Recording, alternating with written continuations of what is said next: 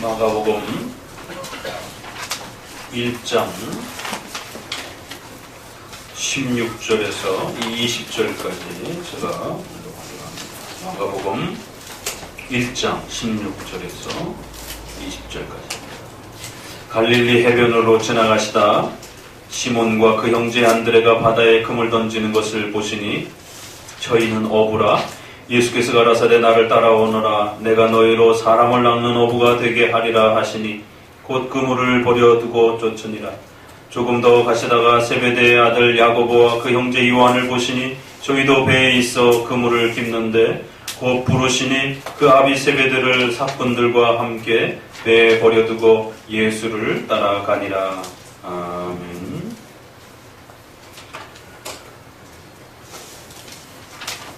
마가복음 앞부분에서 가장 중요한 기독교의 또 핵심 복음의 내용인 하나님의 나라를 소개해 주었고, 또 그 하나님의 나라가 얼마나 소중하고 복되고 영광스러운 것인지를 또 우리에게 가르쳐 주셨습니다. 하나님의 나라의 백성으로서 산다라고 하는 것, 또 그 하나님의 나라의 백성에 초대되었다라고 하는 것이 얼마나 가슴 벅차고 또 귀한 것인지를 평생토록 간직하고 또 마음에 새겨가시기를 주의 말씀으로 또 권면을 드립니다. 이 하나님의 나라는 앞서 말씀드렸던 것처럼 물질적인 것도 또 육신적인 번영과 회복을 위한 것도 아니고 또 영토적이고 국가적인 정치적인 그러한 것도 아니라는 것을 분명히 말씀을 드렸습니다.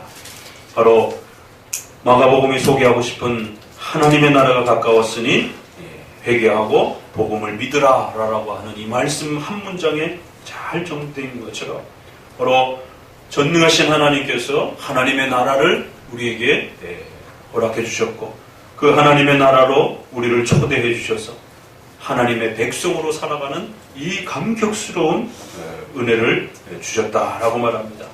그 하나님의 나라는 반드시 죄사함을 통해서 이루어지는 것이요, 또 예수 그리스도를 믿음으로 의롭게 되어지는 이 회개와 믿음이라고 하는 복음의 핵심을 통해서 나아갈 수 있는 그런 하나님의 나라임을 반드시 기억하시고 또 간직하셔야 됩니다.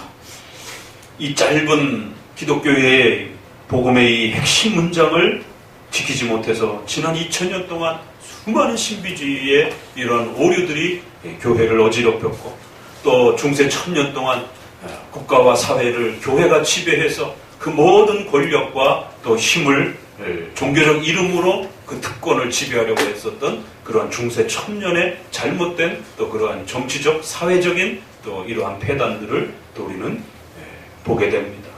오늘 우리 시대도 여전히 같은 방식으로 이 하나님의 나라를 정치적으로 또 지나친 물질적인 또 신비적 체험적인 그러한 경험적 그러한 현상으로 교회를 어지럽히고 또 성도들에게 이러한 심각한 혼란을 야기시키는 이러한 부분들을 더욱 깊이 주의해야 할 것입니다. 하나님의 나라와 사탄의 나라가 구별되어 있다는 사실을 기억하시고, 바로 그 죄와 악으로부터 영원히 지옥의 형벌을 받아야 되는 또 사탄의 그러한 무서운 이러한 속박으로부터 우리를 죄사함과 의롭게 함으로 그리스도의 십자가의 희생과 또 은혜를 통해서 하나님의 자녀로 하나님의 백성으로 그렇게 세우셨다라고 합니다. 이것이 복음이요, 이것이 영원토록 변치 않는 가장 감격스러운 하나님의 가장 큰 선물이요, 가장 큰 은혜임을 명심하셔야 됩니다. 자, 그러면 지난번은 하나님의 나라의 정의와 또 그 하나님의 나라에 어떻게 들어가는 것인지에 대한 중요한 원리들을 몇 문장을 통해서 이렇게 소개를 드렸습니다. 그런데 마가복음은 좀 더 신속하게 그 하나님의 나라의 정의를 내리고 난 다음에 느닷없이 제자들을 부른 이러한 장면을 이제 우리에게 소개하면서 좀 더 그 하나님의 나라의 의미와 성격을 분명하게 또 소개하려고 하는 것을 보게 됩니다. 자, 그러면 예수님을 통해서 소개되어진 이 거대한 하나님의 나라의 정의와 그 다음 문장으로 이루어지는 특별히 오늘 4명의 제자를 부르는 이 사도들의 부르심에 대한 제자들을 부르는 이 초청과 도대체 하나님의 나라와 어떤 연관성이 있는 것인가? 바로 이 질문을 마음에 간직하시면서 오늘 본문을 또 함께 또 배워보도록 합니다. 예수님의 이 제자들의 부르심에 대한 12제자들을 부르는 이 장면은 신약에서 워낙 유명한 장면이기 때문에 많이 들어왔을 것입니다. 특별히 이제 여러분들이 복음서 워낙 한국교회 안에 많이 소개되어져 있고 우리가 적어도 몇 년 이상을 교회 생활을 하신 분들은 수도 없이 복음서를 들어봤고 또 잘 알고 있다라고 하는 그러한 본문에 해당이 됩니다. 그러나 정작 장로교적 입장에서 이 복음서를 제대로 들어본 적이 없다는 데에 문제에 또 심각함이 있는 것입니다. 대부분이 오순절적인 그러한 신비 체험을 강조하는 예수님의 그러한 신비적 기적과 역사들을 오늘날도 경험하면서 그러한 기적과 신비 체험 속에서 경험하는 그러한 하나님의 나라를 바라봐야 된다라고 하는, 그래서 그러한 기적과 신비 체험이 없으면 마치 하나님의 나라의 초대가 되어지지 않은 것처럼, 더 나아가서 그 극단의 최고치는 방언을 하지 못하면 마치 그러한 나라의 백성이 아닌 것처럼, 또 정치사회적인 이러한 복음주의 계열을 통해 가지고는 열심히 이러한 제자들이 그리스도에게 헌신해서 그 그리스도가 꿈꿨던 그러한 가난한 자와 어려운 자들을 돌보면서 그렇게 사셨던 사회적이고 인권적이고 정치적인 그러한 삶에 그의 제자들도 기꺼이 결단하고 헌신했을 때에 훌륭한 그러한 백성으로서 존경받고 또 하나님의 은혜를 누릴 수 있다라고 하는 아주 지극히 교훈적이고 지극히 모범적인 예수님을 윤리 도덕 선생님처럼 그렇게 소개하면서 결국 어떻게 제자들이 예수님을 섬겼고 어떻게 제자들이 예수님께 봉사했는지들을 강조하면서 결국 성도들의 헌신과 봉사를 유도하고, 그래서 성도들의 그러한 선행과 공로가 마치 하나님의 나라를 들어가는 중요한 원인인 것처럼, 또 그 하나님의 나라에서 대접받는 중요한 또 하나의 공로적인 또 수단인 것처럼 그렇게 성도들의 헌신과 또 봉사를 촉구하는 그러한 지극히 교훈적이고 모범적인 그러한 성격으로 소개를 받아온 것입니다. 많이 들은 것 같은데 실제로 복음서가 가르치는 그 하나님의 나라의 위대한 그 초대에 대한 하나님의 은혜와 손길을, 또 그러한 하나님은 누구신지에 대한 장로교적인 이런 올바른 성경 해석을 통해서 성경이 가르치는, 복음서가 가르치는 하나님은 누구신가, 그 하나님이 우리에게 어떤 은혜를 베풀어 주시고 그러한 은혜가 과연 우리에게 얼마나 우리 인생에 어떤 가치가 있는 것인가, 장로교적인 하나님 중심적인 신 중심적인 하나님을 영화롭게 하기 위한 목적으로서 그렇게 성경을 해석하고 읽어보지를 못한 것입니다. 많이 들어보고 많이 해석해봤는데 정작 인본주의적이고 신비주의적이고 자유주의적인 그런 관점에서 많이 들어온 것이지, 장로교적인 관점에서 이 복음서를, 특별히 예수 그리스도가 어떤 분이신지, 그 그리스도를 통해서 삼위일체 되신 하나님을 어떻게 또 배워가고 또 그 하나님의 위대한 은혜의 역사 앞에 우리가 어떻게 부름을 받았는지에 대한 그 하나님의 위대한 은혜와 역사들을 제대로 맛보지 못한 것입니다. 참 아이러니한 것이죠. 많이 듣긴 들었는데 제대로 들어본 적이 없는 것입니다. 그래서 끊임없이 이 마가복음의 이 한 구절 한 구절을 읽어가실 때마다 기존에 내가 들었던 그러한 보편적인 그러한 가르침들과 적어도 장로교회 목회자를 통해서 장로교적인 그런 관점에서 우리 종교개혁의 그러한 전통과 역사를 따라서 어거스틴과 칼빈과 웨스트민스터 신앙 고백의 그러한 전통적인 개혁파 입장에서 이 복음서를 어떤 방식으로 풀어가고 그 복음서에서 소개되어지는 그 위대함들을 어떻게 우리에게 전달해 주는지들을 또 잘 구별해 가면서 들어보시고 또 깨달으시고 또 살펴보시기 바랍니다. 자, 그런 관점에서 이제 이 12제자에 대한 이 부르심은 과거에 여러분들이 들었던 그 많은 그러한 공로와 헌신을 촉구하는 그러한 방식으로서의 그러한 12제자에 대한, 그래서 12제자가 어떻게 헌신하고 12제자가 어떻게 하나님 앞에 달려나갔는가, 그렇기 때문에 우리 성도들도 열심히 하나님 앞에 달려나가야만이 하나님 앞에 복을 받는다라고 하는 이러한 12제자의 결단과 헌신에 초점이 맞춰져 있는 것이 아니라 도대체 그 예수님이 12제자를 왜 부르시는가? 더 나아가서는 예수님은 하나님의 나라를 건설하고 세워가시는 그 하나님의 나라의 주인이신데 왜 그 12제자를 부르십니까? 굳이 12제자를 불러야 할 필요가 있는 것인가? 로부터 시작해서 그러면 그 12제자를 도대체 어떤 목적으로, 어떤 방식으로, 누구를 부르신 것인가? 전혀 다른 관점에서 이 12제자의 그 부르심을 들여다보셔야 됩니다. 앞부분은 하나님의 나라에 대한 정의에 해당이 된다라면 이제 특별히 네 제자에 대한 이 부르심은 하나님의 나라에 속하는 그 대상이 누구인가에 대해서 좀 더 깊이 있는 설명을 다뤄주려고 하는 것을 보게 됩니다.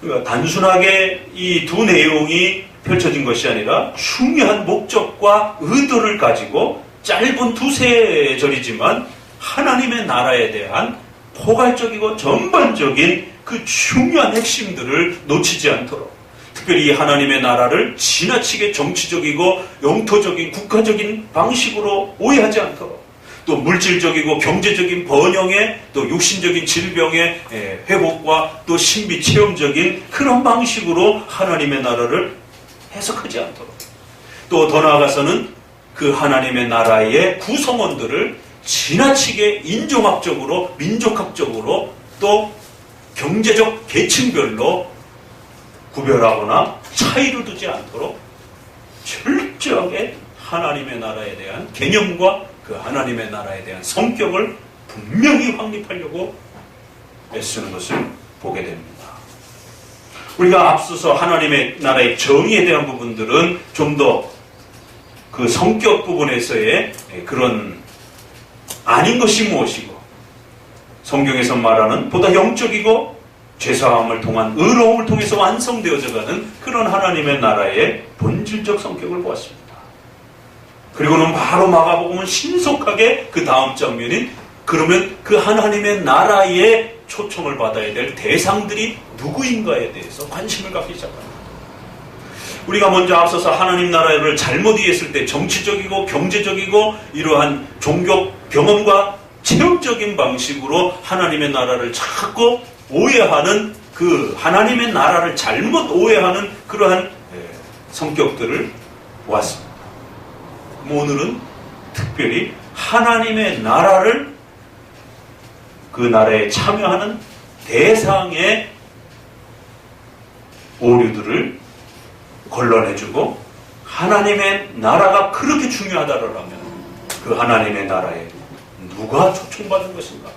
누가 초대받은 것인가? 어떤 사람들이 들어가는 것인가?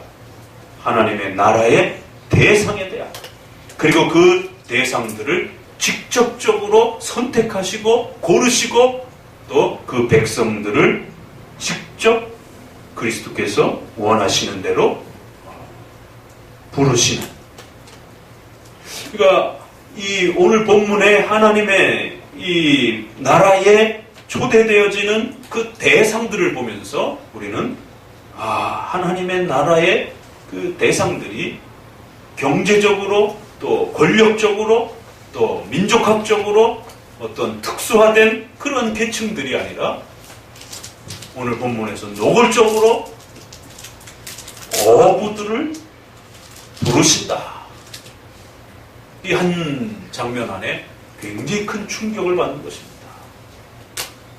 우리가 앞서서 하나님의 나라에 대한 정치적이고 경제적인 잘못된 이해 속에서는 그리스도를 로마의 속박으로부터 자기들을 해방시켜주기 위한 그러한 왕으로서 정치적 군사적인 리더로서 생각하면서 그렇게 그리스도의 그러한 위대함과 또 권능을 확인하려고 그렇게 찾아왔던 많은 잘못된 모습들을 보게 됩니다. 더 나아가서 결국 그 하나님의 나라의 대상들을 잘못 이해하게 되면 앞서 잘못 이해했던 그러한 성격들이 그대로 이 대상과 연결되어지면 어떻게 연결이 되어집니까? 영토적이고 국가적으로 이해를 하게 되면 이스라엘의 원 유대인들, DNA가 유전학적으로 이스라엘의 피를 가지고 있는 하나님의 나라의 참여자와 대상자들을 DNA적이고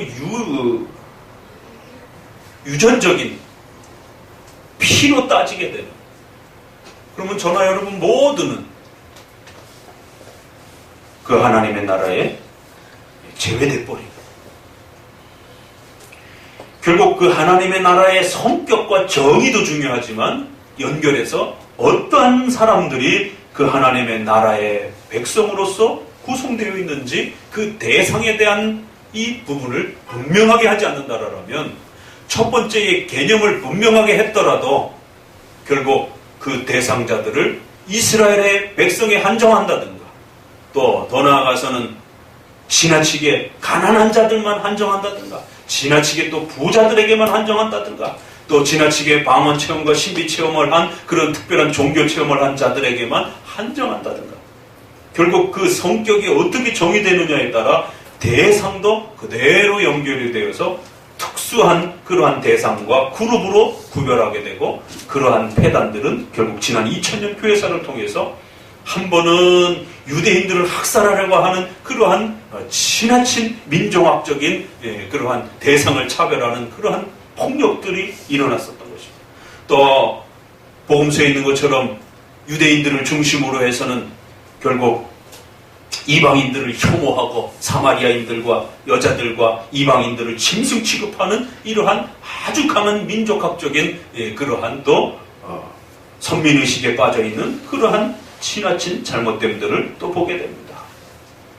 또 오늘 우리 시대에 있어서는 결국 가진 자와 못 가진 자라고 하는 계층적인 그러한 학연, 지연, 혈연이라고 하는 한국 사회의 특별한 그러한 또 이 계층적 차이에 대한 지나친 이러한 그 곡해들이 교회를 더 심각하게 위협하는 하나님의 나라를 더 심각하게 손상하게 됩니다. 오죽하면 우스갯소리로 강남에 이러한 잘 사는 동네에 있어서는 집 주인 교회와 세입자 교회가 따로 있다라고 이렇게 이야기할 정도로 결국 가진 자와 못 가진 자에 대한 지나친 그러한 계층적 차별성이 엄청난 피해를 입히고 있는 것입니다. 더 나아가서 또 학연적 이러한 또 사회의 이러한 구조를 강하게 가지고 있는 우리 사회 같은 경우에는 더더욱 그 학력에 있어서의 그러한 차이들을 아주 중요하게 생각하고 그의 실력이 어떤지는 따지지 않고 일단 스카이라든가 이러한 명문대를 나왔는지 그래서 그 명문대를 통해서 삼성이나 현대나 이러한 10대 그룹의 그런 멤버십을 갖추고 있느냐 없느냐에 따라 결국 그 교회의 구성원 자체가 달라집니다. 그러니까 결국 거기에 대한 차별성 때문에 반발심으로 결국 또 다른 특수계층의 그러한 교회들을 구성하게 되는 별별 교회가 다 나타나죠. 결국 최근에는 장애인들을 받아주지 않다 보니까 장애인들 교회가 따로 생기기도 하고 또 연예인들이라고 하는 특수한 그런 어떤 직업의 어떤 성격들을 갖다 보니까 연예인 교회라고 하는 세상에 연예인 교회가 어디 있습니까? 우리가 사도 신조에서 고백하는 거룩한 공교회와 성도가 서로 교통하는 것을 믿사옵나이다 라고 하는 이 하나님의 나라의 교회의 본질을 고백하는 데 있어서 연예인들의 교통함을 믿습니다. 이렇게 할 거예요. 부자들의 교통함을 믿습니다라고 말할 거예요. 참 심각한 거예요. 그 계층을, 대상을 파괴하지 못하는, 대상을 뛰어넘지 못하는 잘못된 하나님의 나라에 대한 인식과 이 교회의 본질론에 대한 이 잘못된 이 오해들을 어떻게 깰 것인가.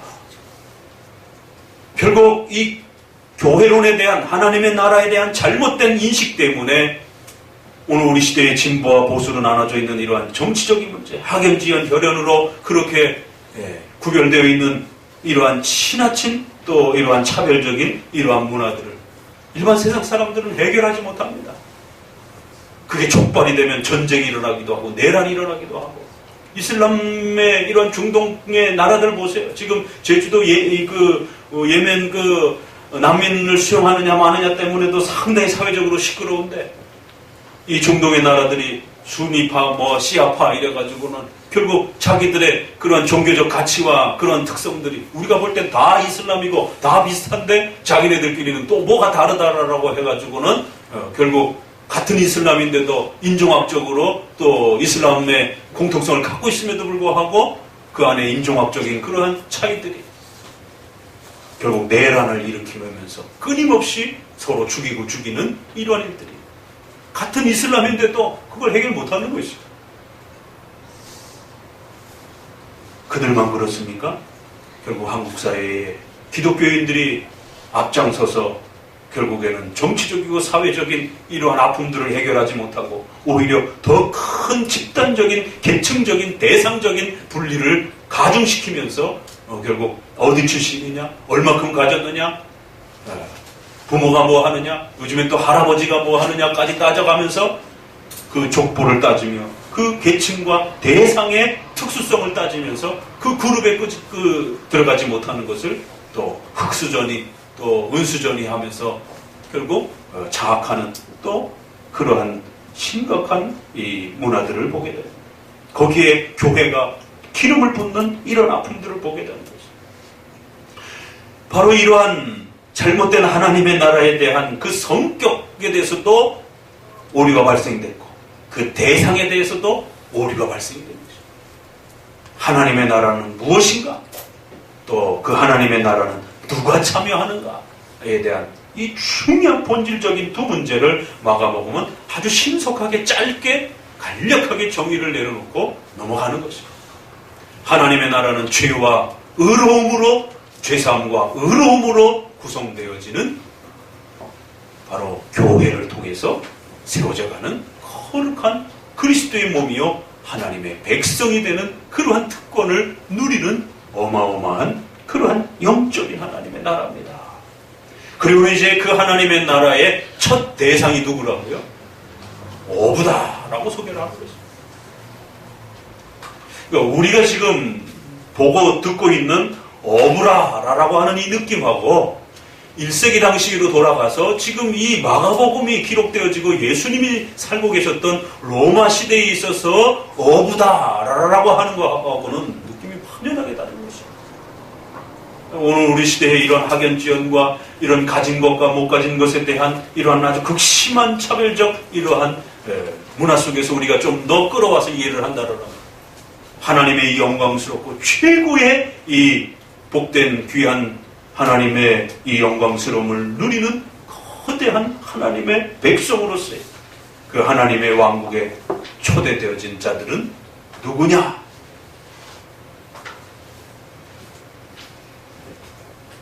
그러면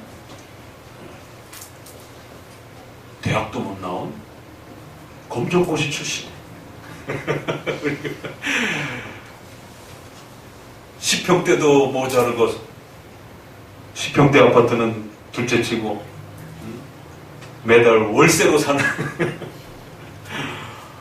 거기에 남성 우월적인 이런 문화 속에서 여성으로 구성되어 그것도 영남이나 이러한 특수한 가문과 이러한 부분들을 기초로 하지 않은 저처럼 또 저 강원도 두메성골에 강원도의 시골 구석에서 태어난 그런 사람들이 하나님의 나라의 이 특권과 권리를, 그 초대를 가진 위대한 하나님의 백성들입니다. 그렇게 해도 좀 잘 안 하네요. 그러나 초대교회 때에 그 거대한 우월의식과 선민의식으로 그렇게 가득 찼던 그 시대의 백성들의 형편들을 생각해 보게 돼요. 더더욱 가부장적인 남성 우월주적인 그러한 유대주의의 그러한 지나친 사고 구조와 더 나아가서는 또 그 사고 속에서도 또 구별하여 결국에는 특권층에 대한 그런 강력한 인식이 구성되어 있던 그런 시절에 예수 그리스도께서 가난한 목수의 아들로 그렇게 오셨다는 것, 또 남들 다 누릴 수 있는 따뜻한 그런 집에서 태어나지도 못하시고 마구간이라고 하는 그런 볼품없는 경제적 곤핍함과 어려움을 가지고 태어나셨다라고 하는 그 사실도, 또 그 예수님께서 자신의 나라의 이 위대한 하나님의 나라의 영광스러움을 소개해 주시고, 그리고는 그 첫 대상들을 어부로 초대를 하신 것입니다. 이스라엘 백성의 이 역사 속에서 가장 낮고 천한 그러한 주로 하층민들의 이러한 계열에 속해 있는 그 직업군들이 다 주로 손과 발로 움직이면서 일을 해야 되는, 지금도 역시 사실은 3D 업종에 속해 있는 분들이 가장 힘들고 어렵게 일을 하지요. 블루 칼라, 화이트 칼라라고 이렇게 표현할 정도로 당시에도 그렇게 사회적 그러한 그 구성원들 속에서 몸을 쓰면서 더더구나 그렇게 가장 어렵고 힘든 업종 속에서 그렇게 일을 하는 그런 계층의 사람들은 더더욱이나 그 사회의 2000년 전의 사회 구성원을 생각한다면 훨씬 더 인권과 이러한 그 여러 가지 법적 제도가 제대로 갖춰져 있지 못한 그런 시대 속에서는 훨씬 더 인간 이하의 취급을 받던 그러한 역사와 문화를 생각한다라라. 오히려 왕들과 부자들과 더 권력 있는 그 어마어마한 자들을 전부 다 뒤로 하시고 제일 먼저 하나님의 나라의 그 중심된 첫 스타트로 누구를 불러주셨는가? 이건 굉장한 사건이라는 것입니다. 어부를 불렀다. 그 비린내 나고 그 근처만 가도 막 코가 찌를 정도로 냄새가 나고 사회적으로 존중받지 못하고, 또 복음서나 사도행전에 보게 되면 사도들이 그 종교적 리더로서 사역을 할 때 그들에게 있어서 가장 큰 어려움은, 바울은 최고의 학문을 받아서 그나마 덜했지만 이 12사도와 관련해서는 늘 그들의 아킬레스건처럼 그들을 발목 잡았던 건 뭡니까? 너네들은 우리만큼 배우지도 못했고, 너네들은 우리만큼 그러한 교양과 학문적 지식을 갖추지도 못했는데 도대체 어떻게 저 사람들이 종교의 이 최고의 구약의 또 이러한 하나님의 계시를 가르치고 전달하는 지도자로서 설 수 있겠느냐? 이 부분이 끊임없이 그들의 삶 속에 괴롭혀왔던 또 모습인 것을 생각해 보게 되면, 오늘 그 하나님의 나라의 첫 출발로서의 그 대상을 어부라라고 하면서 그렇게 불러내는 이 장면은 상당히 충격적일 수밖에 없는 것입니다. 정말 우리가 불편한 사람들이 있을 수 있습니다. 그럼에도 불구하고 그들이 교회로 초대받았을 때, 교회는 하나님의 나라라고 하는 이 특수한 하나님의 권능과 통치를 받는 이 하나님의 나라, 그 모든 것을 초월한다는 것을 보게 됩니다. 예수 그리스도께서 친히 부르시고 선택하시고, 그 선택하심의 첫 대상자들은 돈도 아니요, 세상적 권력도 아니요, 학문적인 것도 아니요, 고린도서에 있는 것처럼 지혜롭고 높은 자들을 부르시지 아니하고 가난하고 낮고 천한 자들을 불러주셔서 그의 나라의 백성으로 세우셨다라고 하는 이러한 파격적인 이 부르심은 실로 우리 인간이 생각하는 그러한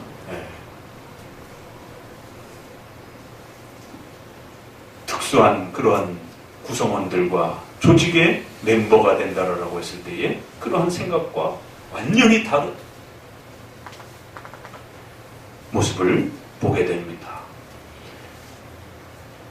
그렇기 때문에 오늘 이 두 문장을 서로 앞에 하나님의 나라에 대한 정의와 그 대상을 이렇게 묶어서 마가복음은 신속하게 하나님의 나라가 무엇인지에 대해서 결코 오해함이 없도록 이 오해가 생길 때에 지난 2000년 역사 속에 교회가 얼마나 큰 고통을 받으면서 기독교가 부패하고 변질하는 가장 또 핵심적 원인이 되었음을 또 기억하시면 이 짧은 정의와 이 내용이 우리에게 얼마나 소중한 또 복음의 내용인지를 깨달아 갈 수가 있습니다.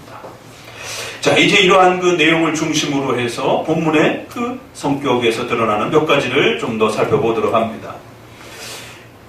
예수님의 제자들을 불러주시는데 마가복음에서는 어부와 관련된 네 사람을 부릅니다. 하나는 시몬과 그의 형제인 안드레, 또 그 다음에 야고보와 그의 형제인 요한. 그렇지만 실제로 이 12제자를 부르는 내용은 마가복음 3장에 가서 등장을 합니다. 마가복음 3장 13절 이제 이후에 이렇게 보시게 되면은 이제 그 12제자를 부르는 장면들이 나오게 되는데요. 이 12를 세우셨으니 그러면서 16절부터 본격적으로 12제자가 소개가 됩니다. 그래서 12제자의 각각의 그러한 특성들에 대해서는 우리가 좀 더 나중에 또 3장에 가서 보도록 하고, 오늘은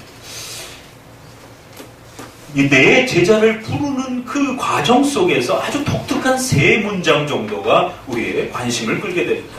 그래서 이 어부로 구성되어 있는 이 네 제자를 부르는 과정 속에서 예수님이 그들을 지목하는 장면, 그리고 나를 따르라 라고 하는 강력한 그 권위적인 부르심에 대한 초청, 그리고 두 번째는 그 목적이 무엇인가, 사람을 낚는 어부로서 초대할 것이다 라고 하는 이 독특한 사명의 이 성격이 우리의 관심을 갖게 합니다. 그리고 세 번째 마지막으로는 그들이 모든 어부로서의 먹고 살았던 그 삶의 자리에 도구들을 그 즉시 내려놓고 그리스도를 따랐더라. 그러니까 두 번의 그 사건의 이 부르심은 같은 내용으로 그렇게 세 가지 장면들이 예수님이 베드로 형제에게 찾아가서 세 가지 명령을 그렇게 제시하시는 모습이 소개가 되어지고, 또 야고보 형제에게 찾아가서도 역시 그들을 나를 따르라 라고 부르시고 사람을 낚는 어부가 되게 할 것이다 라고 하시고, 그리고 그들이 모든 것을 즉시 버려두고 떠났다. 너무 간단한 이야기인데 사실은 두 번이나 반복을 하면서 그렇게 12제자의 대표성을 가진 특별히 네 제자가 어떻게 이 하나님의 나라에 초대되어지는지를 보면서 특별히 그 대상에 대한 특별성을 잘 가르쳐 주시면서도 이 하나님의 나라에 부름을 받는 그 고유하고 특별한 성격을 좀 더 강조해 주는 모습들을 보게 됩니다.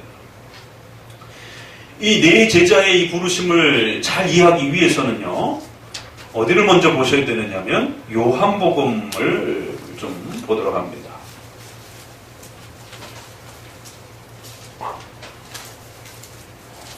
요한복음 1장입니다.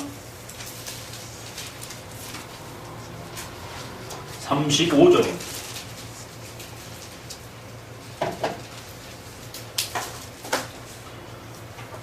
다시 한번 읽어봅니다. 또 이튿날 요한이 자기 제자 중 두 사람과 함께 있었다가 예수의 다니심을 보고 말하되 보라 하나님의 어린 양이로다. 두 제자가 그의 말을 듣고 예수를 쫓고는 예수께서 돌이켜 그 쫓는 것을 보시고 물어 가라사대 무엇을 구하느냐 가로되 랍비여 어디 계시나이까 하니 랍비는 번역하면 선생이라. 예수께서 가라사대 와보라. 그러므로 저희가 가서 계신 데를 보고 그 날과 함께 거하니 때가 제 10시쯤 되었더라. 요한의 말을 듣고 예수를 쫓는 두 사람 중에 하나는 시몬 베드로의 형제 안드레라. 그가 먼저 자기의 형제 시몬을 찾아 말하되 우리가 메시아를 만났다 하고 메시아는 번역하면 그리스도라. 데리고 예수께로 오니 예수께서 보시고 가라사대 내가 요한의 아들 시몬이니 장차 게바라 하시리라. 근데 여기에서는 좀 더 다른 장면이죠. 여기서는 장소도 다르고 시간도 다릅니다. 그래서 예수님이 세례 받으시던 그 세례 요한과 관련된 그 장면들이 소개가 됩니다. 그리고 세례 요한이 주로 사역했던 그 요단강 주변은 좀 더 아래쪽입니다. 그러니까 제자들의 이 네 제자의 고향은 우리가 갈릴리라고 하는 저 북쪽 끝에에 커다란 그 호수가 있고 그 요단강을 중심으로 쭉 내려오다가 사해바다라고 하는 아래쪽 남쪽에 유대 지방을 중심으로 한 베들레헴, 예루살렘 이 남쪽 지방이 바로 요단강 그 아래쪽 지방이고 위쪽으로 북쪽 지역이 갈릴리 바다라고 하는 바로 제자들의 고향입니다. 그러니까 초기 복음서의 내용들은 주로 갈릴리에서 사역했던 북쪽의 사역들을 소개를 하고 이제 복음서의 후반기들은 예루살렘에서 십자가에 못 박혀 죽으시기 때문에 남쪽으로 내려오셔서 이제 남쪽에서 주로 사역하시는 그 장면들을 보게 됩니다. 그러니까 공간적 차이가 있어요. 그래서 예수님의 제자들인 그 야고보와 요한이 처음에 요한의 제자였던 제자들이 처음에는 세례 요한과 활동을 하다가 예수님을 소개받고 예수님에게로 왔다가 결국에는 그 분들이 베드로를 또 소개하면서 함께 예수님을 만나는 장면을 소개를 합니다. 이것은 또 이제 요한복음의 그 자리에서 우리가 함께 배울 날이 있을 것입니다. 그런 차원에서 보게 되면 마가복음은 굉장히 많은 부분들을 생략하면서 아주 짧게 하나님의 나라의 그 정의에 따른 그 하나님의 나라에 누가 참여하는가에 대한 대상의 특수함에 대한 특별성을 좀 더 간략하게 그렇게 정리하는 것을 보게 됩니다. 그렇지만 우리가 그 요한복음을 기억하면서 또 비교해가면서 마가복음도 볼 필요가 있는 것입니다. 거기에 비하면 이것은 장소적으로도 훨씬 더 아래쪽인 유대 쪽 지역에서 일어났던 일이었고 또 시간적으로도 1년 정도의 시간을 앞서서 일어났던 요한복음의 사건이 있었던 것을 보게 됩니다. 그리고 제자들이 다시 북쪽으로 고향으로 다시 돌아왔다가 그 북쪽 갈릴리 지방에서 예수님을 만나게 되는 거예요. 그러니까 베세다라고 하는 자신들의 고향에서 어부로서 고기잡이를 하다가 예수님의 부르심을 받는 것을 보게 됩니다. 이 세례 요한과 함께 만나고 교제했던 그 장면은 남쪽 유대에서 아래쪽에서 이렇게 만났던 장면을 보게 됩니다. 예수님을 벌써 1년 전에 그렇게 만난 것이에요. 그런데 예수님이 거기에서 바로 그들을 사역에 참여하도록 부르시진 않은 것을 보게 됩니다. 시간적 차이가 있다는 걸 먼저 우리는 좀 기억해 놓으셔야 되고요. 역사적 해석에 있어서. 그런데 요한복음에 있어서의 아주 하이라이트는 뭐냐면 빌립이 베드로하고 또 이렇게 나다나엘하고 이렇게 나누는 그 대화 속에 아주 그 불편한 단어 하나가 있습니다. 나사렛 예수라. 나사렛이라는 말은 아주 그 시골 촌뜨기라는 그런 표현을 가지고 있는 것입니다. 그래서 사도행전에도 보게 되면 나사렛 이단의 괴수다 이렇게 예수님을 평가를 하는 것을 보게 됩니다. 그러니까 나사렛이라고 하는 것은 유대나 이런 굵직한 그 유명한 도시에 비해서 아주 그 시골 지역을 표현하면서 역시 이 시대에도 아주 저 시골에 자라는 아주 배우지도 못한 가진 것도 없는 그런 사람들을 표현할 때 주로 나사렛을 아주 그렇게 폄하하면서 그 지역과 동네를 아주 이렇게 소위 말해서 나쁜 그런 동네처럼 이야기합니다. 나사렛에서 뭔 선한 것이 날 수 있겠느냐. 나사렛에서 선지자와 또 메시아가 나타났다라고 하니까 깜짝 놀라면서 나사렛에서 뭐가 날 수 있겠느냐. 이제 이 반응이 제자들의 그 요한복음에서는 해결해야 될 아주 중요한 문제입니다. 더더구나 야고보와 요한은 살로메라라고 하는 어머니로서의 이제 이 자리를 보게 되면 복음서 여기저기 있어서 세베대의 아들들 이렇게 표현하고 세베대의 그 아내로서의 이 살로메라라고 하는 이 여인이 예수님의 어머니인 마리아와 이렇게 형제지간인 것처럼 신약학자들도 많이 추적하고 있고 명확한 문장으로 나와 있지는 않지만 그 비슷한 표현들이 살로메라라고 하는 여인으로 또 그 야고보의 어머니가 결국 마리아와 자매지간인 그런 부분으로서 충분히 고려되어 있습니다. 그러면 이제 이 야고보와 요한에게 있어서 가장 심각한 문제는 뭐죠? 아니 30년 가까이를 형제지간으로 서로 동네에서 뛰놀면서 그렇게 놀고 그랬던 사촌이 어느 날 갑자기 내가 메시아다 그러는 거지. 구약의 이 어마어마한 믿음의 이 약속의 소망을 가지고 이스라엘 백성들은 살고 있었는데 갑자기 그 약속된 메시아가 나다 그러는 것이에요. 얼마나 충격적인 메시지겠어요. 그래서 역시 복음서에도 보게 되면 그 형제들조차 믿지 않았다라는 이제 이러한 그리스도에 대한 반항에 대한 그 형제들의 모습들을 소개합니다. 결국 야고보와 요한이 초대되어서 예수 그리스도를 메시아로 바라보면서 그 하나님의 나라로 초대되어지는 이 과정에 그런 숨은 이야기들이 또 있습니다. 자, 누가복음을 보도록 하겠습니다. 누가복음에는 좀 다른 장면이 소개가 되는데요. 누가복음 5장 1절을 보도록 합니다. 바로 이 부르심은 이러한 과정과 함께 서로 연결됨 속에서 나타나고 있는 것입니다. 누가복음 5장 1절부터 조금 몇 구절 읽어봅니다. 5장 무리가 옹이하여 하나님의 말씀을 들을새 예수는 게네사렛 호숫가에 서서 호숫가에 두 배가 있는 것을 보시니 어부들은 배에서 나와서 그물을 씻는지라. 예수께서 한 배에 오르시니 그 배는 시몬의 배라. 육지에서 조금 뛰기를 청하고 앉으사 배에서 무리를 가르치시더니 말씀을 마치시고 시몬에게 이르시되 깊은 데로 가서 그물을 내려 고기를 잡으라.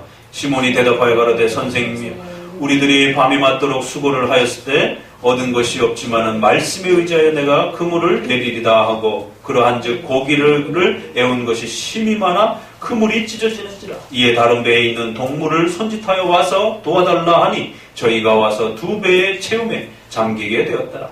시몬 베드로가 이를 보고 예수의 무릎 앞에 엎드려 가로되 주여 나를 떠나소서 나는 죄인이로다 하니 이는 자기와 함께 및 함께 있는 모든 사람이 고기 잡힌 것을 인하여 놀라고 세베대의 아들로서 시몬의 동업자인 야고보와 요한도 놀랐음이로라.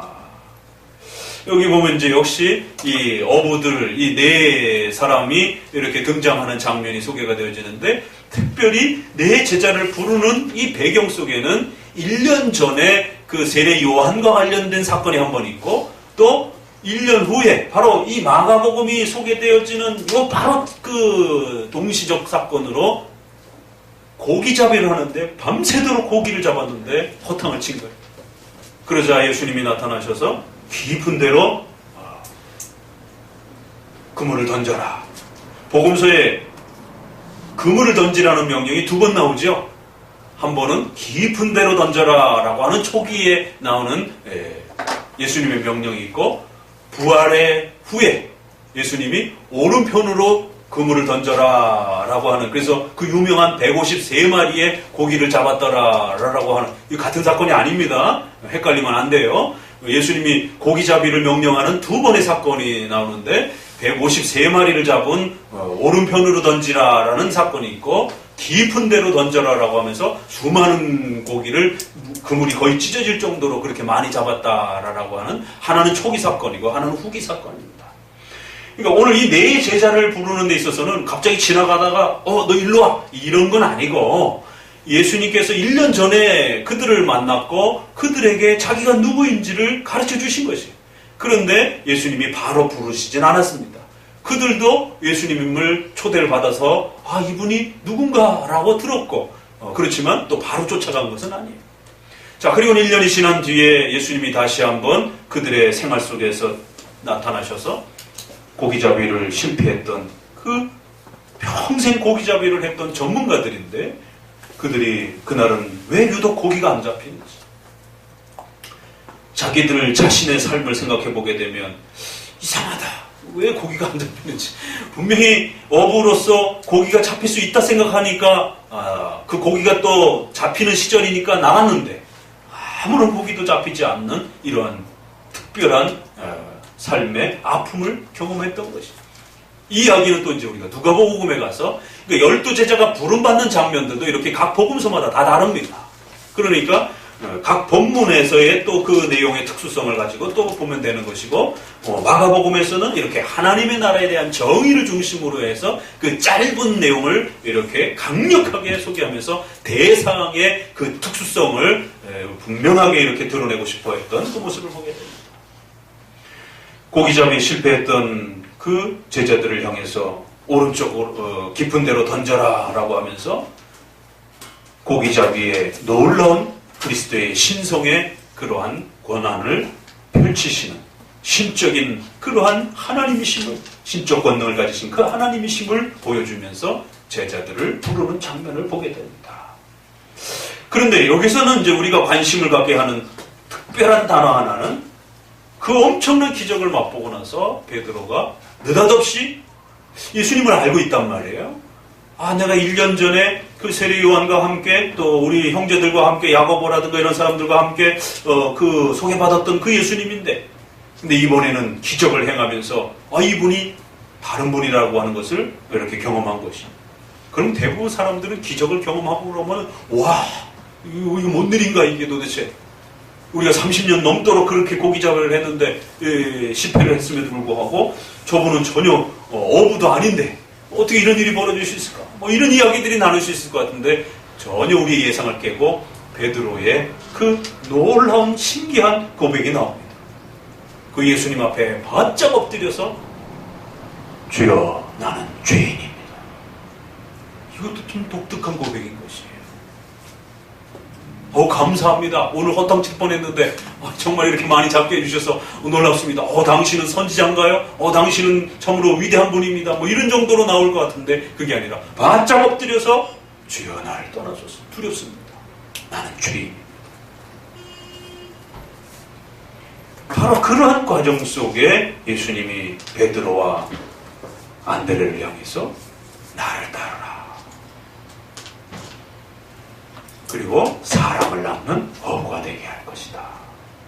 그러자 그 모든 것을 포기하고 즉각적으로 예수님을 따라 나아가는 것을 보게 됩니다. 결국 이 표현 안에는 누가복음과 요한복음이라고 하는 많은 부분들이 또 고려돼야 하는 그 내용들이 있는 것을 보게 됩니다. 결국 예수님의 이 명령 안에 그 대상을 선택하시고 특별히 어부라고 하는 그 시대에 아무도 관심 갖지 않는 그러한 가난하고 어렵고 그러한 불쌍한 계층의 사람들을 대상으로 지목하면서 그들을 유독 구별하여 선택하시고 그들에게 다가가시는 과정 속에서도 폭력적이거나 강압적이거나 폭군적인 그러한 방식으로 다가가는 것이 아니라 그들에게 시간을 배려를 해주시고 예수님이 누구인지에 대해서 이해할 수 있도록 또 거기에 대해서 소개받을 수 있도록 한 번은 가르침을 통해서 한 번은 예언적 메시지의 이런 세례 요한의 도움을 통해서 그분이 어린 양으로서 메시아로서 어떤 분인지에 대해서 가르침을 받는 방식으로 그렇게 그들을 이해시키고 또 한 번은 그들의 삶 전체를 지배하는 강력한 신적 권한으로 그들의 삶을 두렵게 하시는 또 그런 방식으로 그들의 마음을 깨우치시며 결국 그들이 죄인이라는 사실을 강력하게 인지할 수 있도록 가르쳐 주심으로 그리스도가 누구인지, 바로 그 그리스도는 하나님의 나라를 만드시고 세우시고 초대하시는, 바로 죄사함과 의로움을 이루어 주시는 바로 우리의 중보자요 메시아임을 분명하게 그렇게 드러내시는 모습을 보게 됩니다. 12 제자는 초대교회의 교회입니다. 요한계시록 마지막 장에서 소개되어지는 것처럼 그 새 예루살렘이 내려오는데 거기에는 12문과 12보석이 박혀있는 아름다운 그런 성의 모습을 소개를 합니다. 그리고는 거기에 구약의 12사도의, 구약 이스라엘의 12지파의 이름이 박혀있고 또 12사도의 이름이 기록되어 있더라. 그러면 12사도만 기록된 건 아니죠. 구약의 교회는 12지파였고 신약의 교회는 12사도를 대표로 하는 것입니다. 결국 이 12사도가 부름받는 것은 하나님의 백성들이 부름받는 하나님의 교회가 이렇게 구성되어진다라고 하는 바로 교회를 세워가시는 놀라운 그 장면을 보게 되는 것입니다. 그래서 우리가 지난번 하나님의 나라는 이 땅에서 교회를 통해서 세워져 간다라는 것을 마지막 정의의 내용으로 보았습니다. 결국 오늘 본문은 그 대상이 누구인가? 라고 했을 때 반드시 하나님의 나라는 저 머나먼 우주에서 만들어가는 것이 아니라 이 땅에서 연약하고 불쌍한 백성들을 그리스도께서 선택하여 그들을 그리스도께로 모아 하나의 신앙 공동체로, 영적 공동체로 세워주시고 그들이 함께 하나님을 예배하고 그리스도의 말씀을 배우고 그 그리스도의 가르침을 따라서 하나님을 섬겨가는 교회 공동체로서 하나님의 나라의 모습을 보여주는 것입니다.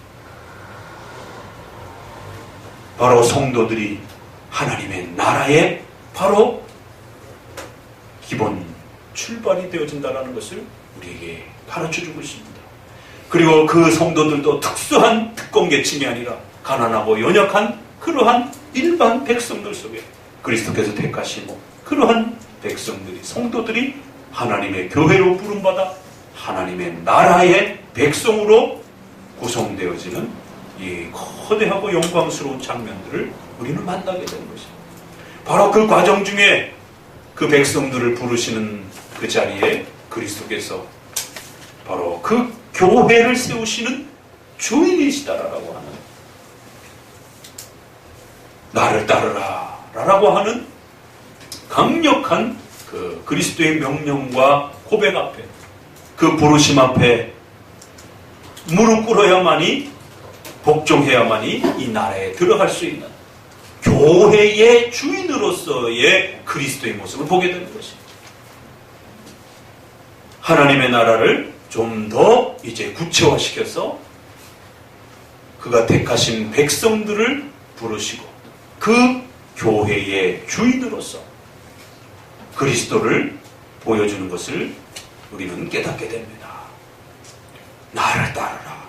그리고 그 그리스도의 부름 앞에 참여한 그 왕국은 정치적이고 사회적이고 그러한 민족적 차이를 나타내는 그런 왕국이 아니라 사람을 낚는 어부가 되게 할 것이다. 그리스도의 궁극적인 그 하나님의 나라를 확립하고 세워가는 그 방식은 사람을 낚는 방식으로 그렇게 세워갈 것이다. 우리가 앞서 소개받았던 것처럼 바로 그 나라는 그 그리스도께서 이루시고자 하셨던 그 하나님의 나라의 왕국은 죄사함이라고 하는, 하나님 앞에 형벌받아 영원히 지옥에 이 처참한 비참한 고통을 받도록 하나님의 형벌을 받은 이 죄인들을 구원시켜 주시기 위한, 바로 사람을 구원으로 회복하고 초대하는 그것이 하나님의 나라의 궁극적인 바로 또 원리요 목적임을 가르쳐주는 것을 보게 됩니다.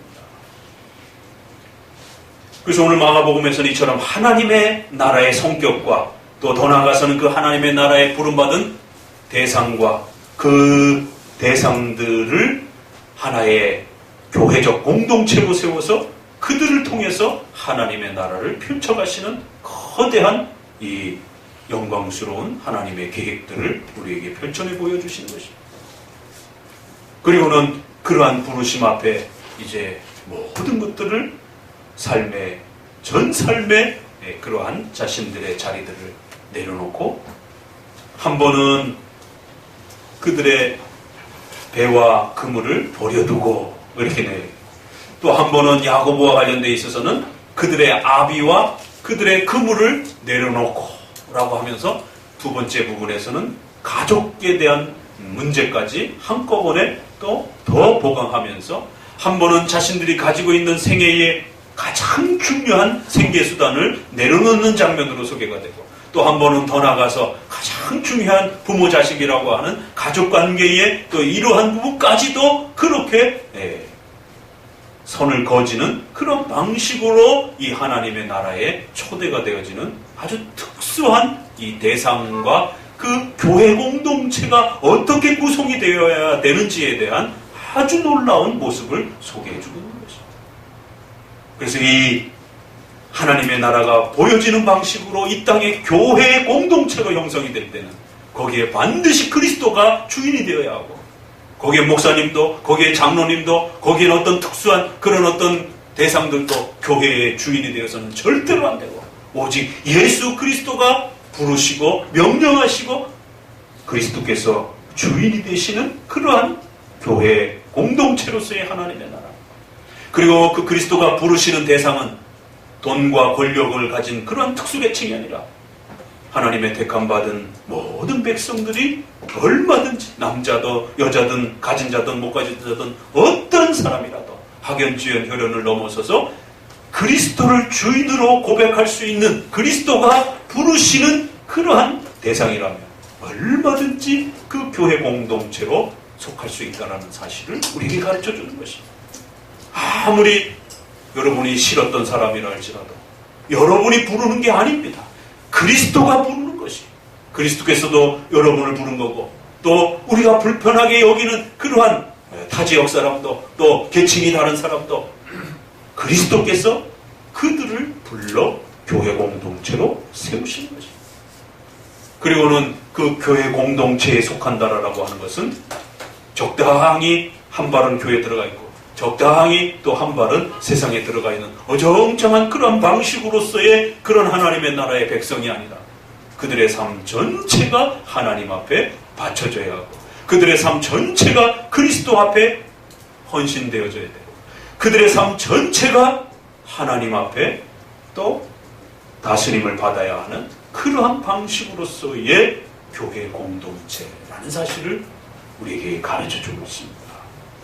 물론 여기에는 12제자는 특별히 역사적으로 모두가 다 부르심을 받은 이후에 교회를 세워가면서 순교를 하신 것으로 그렇게 해석되어집니다. 그렇기 때문에 이들이 가족들을 버리고 또 모든 삶을 버리고 그리고 더 나아가서는 죽음으로 그렇게 희생하는 초대교회를 세워가는 그러한 특별한 부르심의 자리가 있는 것은 사실입니다. 그렇기 때문에 이것을 하나의 모범적으로 세워서 마치 예수님 믿으면 직장이나 가정이나 모든 거 다 내팽개치고 요즘에 신천지라든가 물론 이런 이단들이 가르치는 것처럼 그런 극단적인 그러한 그 삶을 형성해야 된다라고 가르치는 것은 아니에요. 물론 여기에는 그런 특수한 초대교회의 12사도로서의 특별한 부르심의 성격을 가지고 있는 것입니다. 그걸 우리가 잘 구별해서 또 보편적인 그런 하나의 모범처럼 세우면 또 안 되는 것입니다. 예수님을 믿으면서도 여전히 자기 가정과 직장과 국가 사회에 또 이러한 의무와 책임을 잘 감당하면서 살아가야 됩니다. 그러나 여기에 본문에는 좀 더 보다 원론적인 하나님의 백성으로서 교회 공동체에 이제 여러분들이 하나님의 백성으로 살아간다라고 하는 것은 자신의 전 삶이 그렇게 그리스도의 지배를 받고 하나님의 지배와 통치를 받는 그런 방식으로서 그의 나라의 백성이 되는 것이요, 그의 나라의 자녀가 되는 것이요, 그 그리스도의 몸이 되는 것이요, 그리스도의 것이 되는 것입니다. 하이델베르그 요리문답의 인생의 가장 큰 위로는 바로 우리가 우리 자신의 것이 아니라 하나님의 것이, 우리 주님의 것이다라고 하는 사실을 깨닫는 데서 나오는 것입니다 라고 하는 고백처럼 보다 좀 더 원론적인 그러한 성격에 있어서 그리스도가 부른 이 교회 공동체에 속해서 하나님의 나라의 백성으로 살아간다라고 하는 것은 우리의 전 삶이 그렇게 그리스도의 지배 앞에, 하나님의 통치 앞에, 더 나아가서는 하나님의 말씀으로 지배받는 그러한 교회의 공동체적 삶이라는 사실을 우리에게 가르쳐주고 있는 것입니다.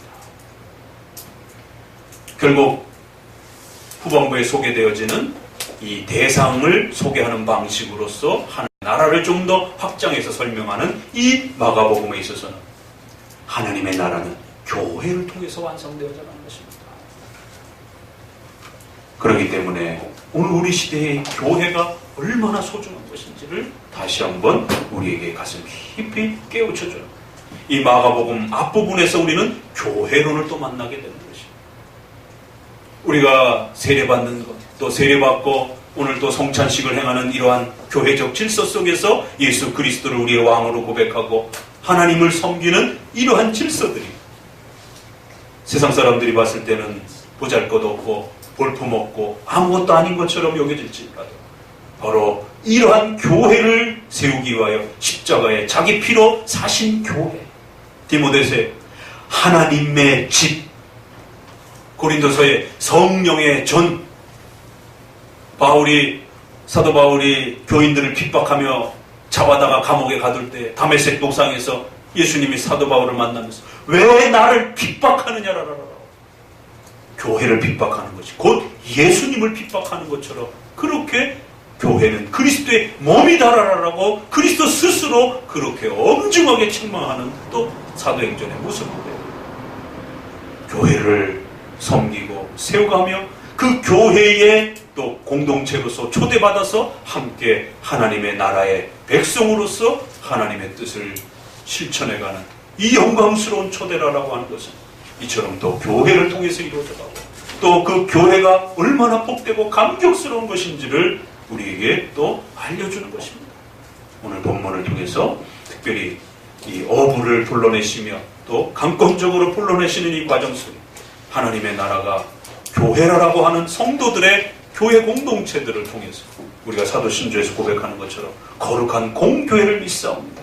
그리고 그 공교회는 반드시 성도들이 서로 교통하고 사랑하고 성도들이 함께 모여서 예배하고 성도들이 함께 삶을 짊어지는 바로 그러한 보이는 유형적 교회의 질서를 통한 교회 공동체라고 하는 바로 그것이 하나님의 이 땅에서는 하나님의 나라의 그러한 또 시작이요 또 자라감이요 또 완성이라는 사실을 우리에게 가르쳐주고 있는 것입니다. 우리 모두가 하나님의 나라로 부름을 받았습니다. 또 그리고 그 하나님의 나라는 이 땅에서 교회라고 하는 형태로 그리스도께서 그의 백성들을 친히 불러주시고 그의 백성들에게 친히 그리스도의 이러한 모든 은혜와 권세들을 그 교회 가운데 아낌없이 쏟아 부어주셨다라고 그렇게 말하는 것입니다. 교회는 그렇게 세상 사람들이 바라보는 것처럼 우습고 아무것도 아닌 게 아닙니다. 전능하신 왕이신 그 하나님이 작정하여 세우신 교회요 예수 그리스도께서 피 흘려 값주고 사셔서 아낌없이 성령의 은총의 충만함을 통하여 그의 백성들에게 은혜를 부어주신 거룩한 하나님의 특별한 부름을 받은 하나님의 나라의 백성들이라는 사실을 명심하십니다. 바로 이러한 영광스러운 부르심을 우리가 오늘 받은 것입니다. 오늘 본문 말씀을 통해서 다시 한번 마음에 깊이 새기시면서 하나님의 나라의 백성, 그리스도의 몸된 교회로 부름받았다라고 하는 이 감격스러운 이 초대를 또 마음에 간직하시면서 또 영원히 또 하나님 앞에 성도로서 살아가는 우리 귀한 백성들 되시기를 주의 말씀으로 권면을 드립니다. 기도합니다. 하나님,